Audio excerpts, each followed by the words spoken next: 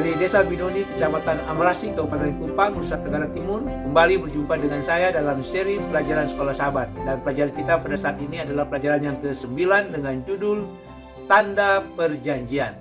Dan ayat intinya terdapat di dalam Keluaran 31 ayatnya yang ke-16. Maka haruslah orang Israel memelihara hari Sabat dengan merayakan Sabat turun-temurun menjadi perjanjian kekal. Saudara-saudaraku yang diberkati Tuhan, Sabat hari ke-7 membawa kita kembali ke dasar segala sesuatu tentang mengapa kita ada dan menjadi seperti apa kita ini. Saudara-saudara, Sabat mendekatkan kita kembali ke titik dasar, titik awal dari segala sesuatu.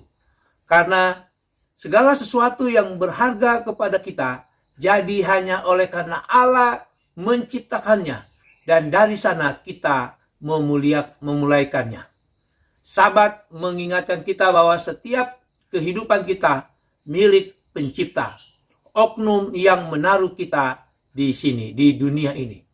Dia yang pada mulanya menciptakan langit dan bumi, satu perbuatan yang tetap menjadi dasar yang tidak dapat disangkal dari kepercayaan semua orang Kristen, di mana Sabat hari ke-7 adalah tanda yang pasti. Dan pekan ini, saudara-saudara, kita akan mempelajari Sabat dalam konteks perjanjian Sinai. Dan sekilas pelajaran kita pada Sabat hari ini adalah di mana Sabat dimulai. Apakah bukti bahwa Sabat telah ada sebelum Sinai? Apa yang membuat Sabat begitu cocok menjadi tanda perjanjian? Baik, saudara-saudaraku, sebelum kita melanjutkan pelajaran kita, mari kita tunduk kepala, kita berdoa. Bapa di surga, terima kasih Bapa oleh karena pada saat ini kami akan mempelajari kebenaran firman Tuhan, dan Engkau akan mengurapi kami dengan kuasa Roh-Mu yang kudus, sehingga kami boleh dapat mengerti maksud Tuhan di dalam pelajaran Sekolah Sabat ini. Memberkati kami ya Tuhan, di dalam nama Tuhan Yesus. Amin. Pelajaran yang pertama judulnya Asal Mula, pelajaran hari Minggu. Saudara-saudaraku, kitab suci jelas menyatakan bahwa Sabat telah ada jauh sebelum orang Yahudi ada. Asalnya terdapat pada pekan penciptaan itu sendiri. Saudara-saudara, bacalah Kejadian pasal 2 ayat 2 dan 3 dan juga Keluaran pasal yang ke-20 ayatnya yang ke-11. Ayat-ayat tersebut menempatkan asal mula Sabat dengan jelas dan pasti. Meskipun di dalam Kejadian pasal 2 ayat 2 dan 3 tidak mengidentifikasi hari ke-7 itu sebagai Sabat, tetapi pasti penulis kitab Kejadian, hamba Tuhan Musa, bermaksud menyatakan bahwa Allah memberkati dan menyucikan hari ke-7 sebagai hari Sabat. Dan dengan jelas juga Kejadian pasal 2 ayat 2 dan 3 mengajarkan lembaga dan asal mula Sabat berasal daripada Allah. Dan hari Sabat adalah satu hari berkat bagi umat manusia. Di dalam Markus pasal 2 ayatnya yang ke-27, Tuhan Yesus berfirman bahwa hari Sabat dijadikan secara literal untuk manusia, menyiratkan manusia secara keseluruhan, bukan hanya kepada orang Yahudi. Mengapa Allah sendiri berhenti pada hari yang ke-7? Apakah dia membutuhkannya? Apakah ada tujuan lain Allah berhenti? Saudara-saudaraku, tujuan utama Allah berhenti adalah untuk menyiapkan satu contoh ilahi kepada manusia. Seorang ahli teologi yang bernama Karl Barth di dalam bukunya Church Dogmatic jilid yang ketiga halaman 98 menyatakan bahwa istirahatnya Allah pada akhir penciptaan adalah bagian daripada perjanjian kasih karunia, di mana umat manusia diundang untuk beristirahat bersama dengan Dia, untuk mengambil bagian dalam perhentian Allah. Saudara-saudaraku, Allah dalam kasih-Nya meminta kita untuk bersekutu dalam perhentian, mendirikan satu persekutuan yang intim dengan Dia. Dan persekutuan itu, hari Sabat itu, berlangsung selama-lamanya. Dan sejak kejatuhan manusia, Sabat telah menawarkan satu titik tertinggi dalam kehidupan seseorang bersama juru selamatnya. Dengan demikian, saudara-saudaraku, pemeliharaan hari Sabat menguntungkan hubungan kita, menguntungkan hubungan manusia dengan Tuhan Pencipta. Saudara-saudaraku, pelajaran penting yang pertama, pelajaran penting hari Minggu. Sejak kapankah hari Sabat itu dimulai? Saudara-saudaraku, Sabat itu dimulai bukannya pada zaman bangsa Israel, tapi jauh sebelumnya, sejak permulaan zaman, pada saat Allah berhenti pada akhir pekan penciptaan. Baik, saudara-saudaraku, kita lanjut pelajaran yang kedua, pelajaran hari Senin dengan judul Sabat sebelum Sinai. Di dalam Keluaran pasal 16 ayatnya yang ke-23, berkatalah Musa kepada mereka, kepada orang Israel, inilah yang dimaksud Tuhan.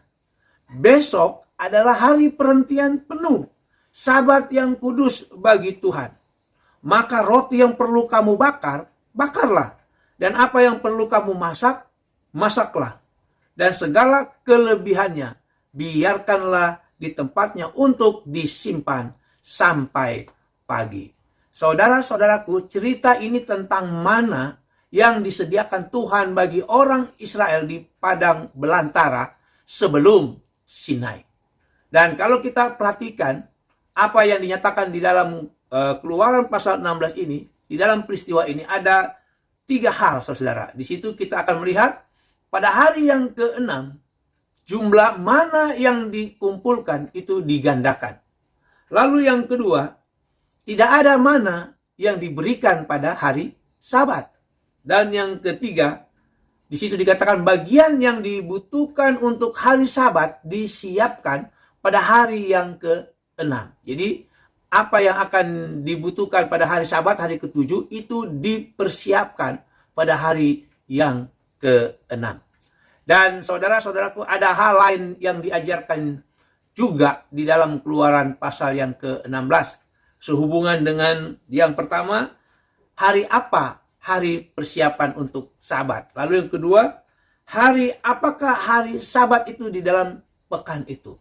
Dari mana hari Sabat berasal? Lalu yang keempat, harus menjadi apakah hari Sabat itu? Lalu yang kelima, apakah Sabat itu adalah hari untuk berpuasa? Dan yang keenam, apakah Sabat adalah ujian kesetiaan kita kepada Allah? Seorang hamba Tuhan yang bernama G.F.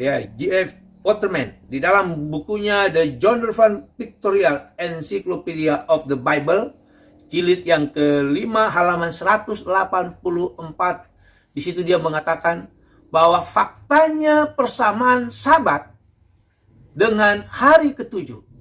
Ya, pernyataan Sabat di dalam Keluaran 20 dengan hari ke-7 di dalam Kejadian pasal 2, kalimat yang diberikan oleh Tuhan kepada orang Israel tentang Sabat dan juga catatan bahwa umat berdasarkan perintah Allah berhenti pada hari yang ke-7 tidak dapat salah. Itu menunjuk pada pelembagaan Sabat yang pertama pada penciptaan. Jadi saudara-saudaraku, pelajaran penting yang kedua, pelajaran penting hari Senin, apakah kesucian hari Sabat sebelum perjanjian di Sinai sama sucinya dengan hari Sabat di pekan penciptaan dan di perjanjian Sinai? Saudara-saudaraku, kesucian hari Sabat sebelum perjanjian di Sinai, maksudnya di dalam peristiwa di Keluaran pasal 16, peristiwa mana? Itu sama sucinya dengan hari Sabat di pekan penciptaan dan juga di perjanjian Sinai pada saat 10 hukum Tuhan diberikan. Pelajaran berikut, pelajaran hari Selasa, pelajaran yang ketiga dengan judul Tanda Perjanjian. Di dalam Keluaran 31 ayat 16 sampai ayat yang ke-17, di situ dikatakan, maka haruslah orang Israel memelihara hari Sabat dengan merayakan Sabat turun-temurun menjadi perjanjian kekal antara Allah dan orang Israel. Maka inilah satu peringatan untuk selama-lamanya. 6 hari lamanya Tuhan menjadikan langit dan bumi, dan pada hari yang ketujuh ia berhenti bekerja untuk beristirahat. Saudara-saudaraku, 4 kali dalam Alkitab Sabat digambarkan sebagai tanda, ya, dalam bahasa Inggrisnya sign. Dalam bahasa Indonesia tadi disebut dengan peringatan. Itu kita bisa lihat di dalam Keluaran 31 ayat 13, 17, dan juga Yeskel 20 ayat 12 dan ayatnya yang ke-20. Saudara-saudaraku, satu tanda atau peringatan. Jadi hari Sabat itu satu tanda atau peringatan. Bukan satu simbol dalam pengertian sesuatu yang sifatnya melambangkan, mewakili atau mengingat sesuatu yang lain. Dalam Alkitab, hari Sabat adalah sekali lagi tanda, sign, atau peringatan di dalam Alkitab bahasa Indonesia yang berfungsi untuk menyampaikan pesan yang pasti. Sabat adalah tanda perjanjian. Kalau tadi kita baca di dalam Keluaran 31 ayat yang ke-13, tanda antara Tuhan, ya, antara Tuhan dengan umatnya turun-temurun. Saudara-saudaraku, mengapa Tuhan menggunakan Sabat, menjadikan Sabat sebagai tanda perjanjian? Saudara-saudaraku, Sabat sebagai tanda perjanjian kasih karunia karena selama berabad-abad orang Yahudi memahami hari Sabat itu sebagai tanda penebusan mesianik. Mereka melihat hari Sabat sebagai tanda awal keselamatan dari Mesias. Dan karena hubungan antara Sabat, penebusan, dan juga perjanjian begitu jelas. Saya mau ulangi, hubungan antara Sabat, penebusan, dan juga perjanjian itu begitu jelas. Saudara bisa baca di dalam Ulangan 5 ayatnya yang ke-13 sampai ayatnya yang ke-15.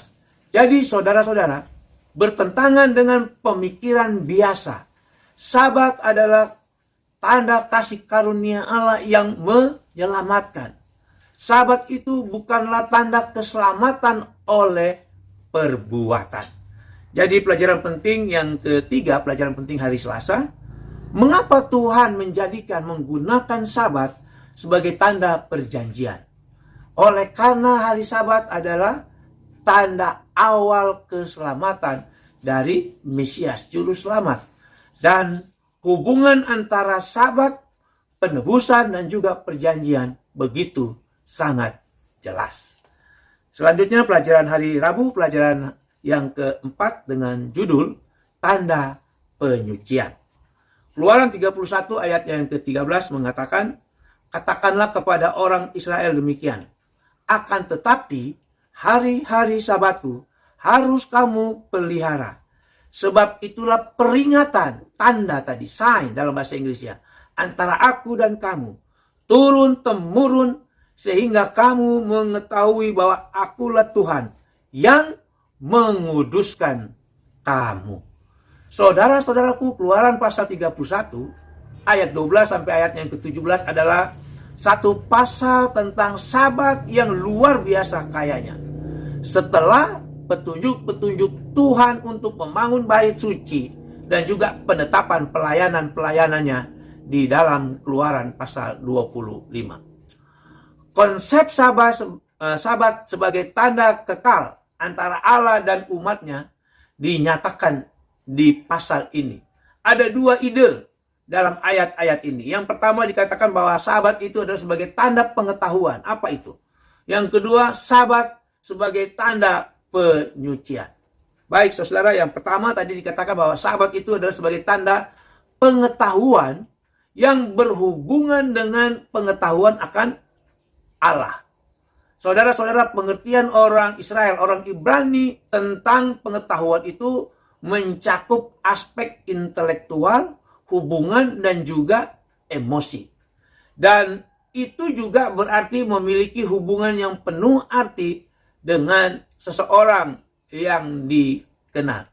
Jadi orang Israel ini mengetahui akan Tuhan. Nah, mengetahui akan Tuhan itu berarti berada di dalam satu hubungan yang benar dengan Allah. Seperti melayani Allah, takut akan Allah, artinya menghormati akan Allah, percaya kepadanya, lalu bersandar kepada Allah, lalu mencari Allah dan juga memanggil namanya. Lalu yang kedua, saudara-saudaraku, Sabat sebagai satu tanda penyucian. Saudara-saudara, proses penyucian adalah pekerjaan kasih Allah. Itu sama dengan pekerjaan penyelamatan dan juga penebusan. Jadi saudara-saudaraku, baik pembenaran maupun penyucian adalah pekerjaan Allah. Kalau kita baca di dalam Imamat 20 ayat 8, di situ dikatakan, Aku Tuhan yang menyucikan apa? Kamu yang menyucikan umatnya. Lalu di dalam Ulangan pasal 7 ayat yang ke-6, Allah menjadikan kita suci. Jadi saudara-saudara, Sabat adalah tanda yang memberikan pengetahuan akan Allah sebagai penyuci. Seorang hamba Tuhan, Ellen G. White, di dalam Testimonies for the Church, jilid yang ke-6, halaman 350, dia mengatakan bahwa Sabat diberikan kepada dunia sebagai tanda Allah adalah pencipta. Juga tanda dari dia sebagai penyuci. Jadi pelajaran penting yang keempat, pelajaran penting hari Rabu. Mengapa hari Sabat juga menjadi tanda penyucian? Saudara-saudara, hari Sabat adalah tanda penyucian oleh karena Sabat memberikan pengetahuan kepada kita tentang Allah yang melakukan proses penyucian. Sama seperti proses penyelamatan dan juga proses penebusan. Pelajaran yang terakhir, pelajaran hari Kamis, judulnya mengingat hari Sabat. Di dalam Keluaran 20 ayat yang ke-8, ini adalah hukum yang keempat, di situ dikatakan, Ingatlah dan kuduskanlah hari Sabat. Saudara-saudaraku, penggunaan kata ingat dapat berarti bermacam-macam fungsi. Yang pertama, mengingat sesuatu berarti melihat ke belakang, memandang masa lalu. Dalam hal ini, Sabat menunjukkan kepada kita penciptaan yang puncaknya pada pelembagaan Sabat sebagai hari perhentian setiap pekan dan hari persekutuan dengan Allah. Kedua, perintah untuk mengingat memiliki implikasi juga untuk sekarang ini, untuk saat ini. Saudara-saudara, kita tidak hanya mengingat Sabat itu, tetapi kita juga harus memeliharanya dan juga menjaganya. Ulangan 5 ayat yang ke-12. Jadi saudara-saudara, hari Sabat memiliki arti penting bagi kita sekarang di masa kini. Lalu kata mengingat juga itu memberikan satu pengertian. Mengingat Sabat adalah juga menunjuk kepada masa depan. Orang yang mengingat pemeliharaan Sabat memiliki masa depan yang menjanjikan dan bermakna bersama Tuhan, ya, suatu hubungan yang bermakna bersama Tuhan atas hari Sabat. Tuhan atas hari Sabat. Markus pasal 2 ayat yang ke-28. Saudara-saudara, orang yang memelihara hari Sabat, orang itu akan tetap berada dalam hubungan perjanjian karena dia tetap diam di dalam Tuhan. Dan lagi saudara-saudara, saat kita mengerti perjanjian itu adalah hubungan Tuhan dengan manusia, maka Sabat sangat menguatkan hubungan itu. Dan hari Sabat itu membawa kita masuk ke dalam satu keunggulan yang khusus. Dan sesungguhnya saudara-saudaraku, dengan mengingat penciptaan dan penciptanya, umat Allah juga mengingat akan tindakan kasih karunia keselamatan daripada Allah. Ulangan 5 ayat yang ke-14. Saudara-saudaraku, ciptaan dan penciptaan bersatu bersama-sama. Sabat adalah tanda yang menghubungkan Allah sebagai pencipta dunia dan juga pencipta akan keselamatan kita. Sekali lagi, hamba Tuhan Ellen G. White di dalam bukunya Selected Messages jilid 2 halaman 160, dia mengatakan, dengan menyucikan Sabat menunjukkan bahwa saudara dan saya adalah umatnya. Dan mereka yang memelihara hukum Allah, termasuk di dalamnya hari Sabat, akan menjadi satu dengan Allah dalam pertentangan besar yang telah dimulai di surga antara setan dan Allah. Pelajaran penting yang terakhir, saudara-saudara, apakah maksud dari kata ingat pada hari Sabat di hukum yang keempat itu? Dan mengapa kita harus mengingatnya? Saudara-saudara, maksudnya adalah supaya kita memelihara dan menjaganya. Jadi kita mengingat itu artinya kita harus memelihara dan menjaga akan hari Sabat, akan kesucian hari Sabat. Mengapa? Karena hari Sabat mengingatkan kita akan tindakan kasih karunia keselamatan daripada Allah. Demikianlah pelajaran kita pada hari Sabat ini. Tuhan Yesus memberkati. Mari kita tunduk kepala, kita berdoa. Bapa di surga, terima kasih. Oleh karena kasih karuniamu, Engkau telah memberikan contoh ilahi, perhentian, persekutuan pada hari yang ketujuh, hari Sabat Tuhan, yang merupakan tanda perjanjian, tanda penyucian, tanda penebusan. Saudara yang kasih dalam Tuhan, biarlah dengan pertolongan Tuhan kita boleh dapat memelihara, kita dapat menyucikan hari Sabat, sehingga itu menjadi tanda antara kita umatnya dengan Tuhan pencipta yang kita sembah siang dan malam itu. Bapa di surga, tolong berkati kami semua dimanapun kami berada. Inilah seluruh doa kami di dalam nama Tuhan Yesus. Amin.